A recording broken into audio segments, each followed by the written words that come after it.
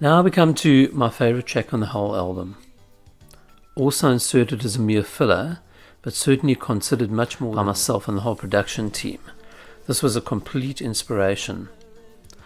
I was listening to a Kent Henry worship song when I wrote it, and thinking how different the rhythm was. So I thought I'd write something along the same lines, but with a slightly different feel and with the chords a little bit out of left field.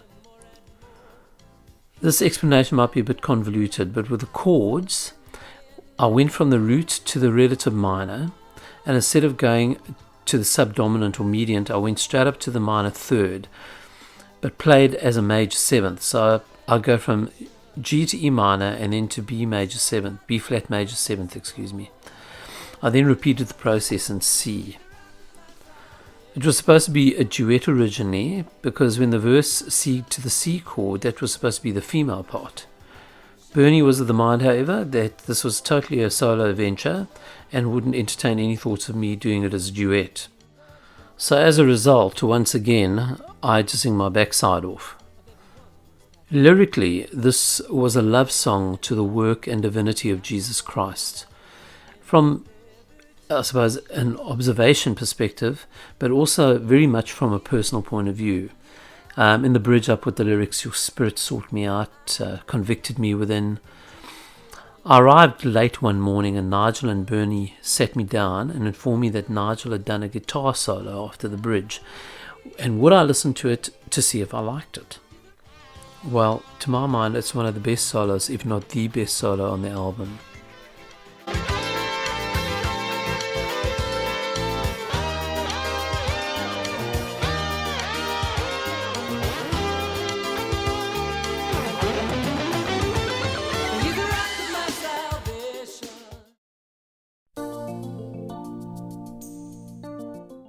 This was one of Bernie and Bowen's corporate songs that they converted, in inverted commas, into a gospel song. Excuse the pun. I loved singing the song, but I was always a bit worried about the title, because as a Christian I was taught, and I believe correctly, that belief in Jesus is not so much about our emotions, but about our faith. You know, there's so many things in life that can set our emotions off, but simple faith in Christ is, as we were taught, just a knowing that He is in your life, and that's been my experience. And how we respond to that fact determines our peace, compassion, happiness, etc. It's a good song though, and I used to sneak it out occasionally at some of my performances when I thought that eyebrows weren't going to be raised too much at the title.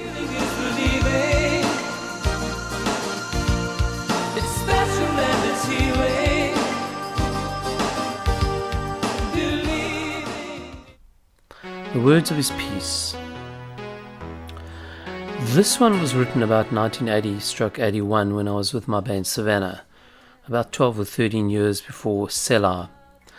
It was called Mr. Memory back in the day, and I even did a demo of it back then, which I had listened to a while back. I have to say that the Selah version is infinitely better lyrically and obviously in its production. I rewrote the lyrics to reflect what I was going through at the time, which was a bit of a dark period in my life. Even though I was going through the grinder emotionally, I did have this unshakable faith that God was with me and was going to see me through the storm. Musically, the song has some interesting little instrumental breaks happening in it after the second verse and chorus, and ends up a bit theatrical towards the end. My old pastor's wife counted this as her favourite song on the album. And time can't erase the words of his peace.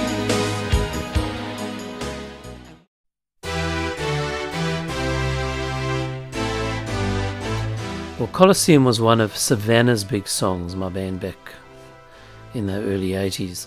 And I'm really sorry that Savannah never got to put out an album at the time. We had enough material for an album.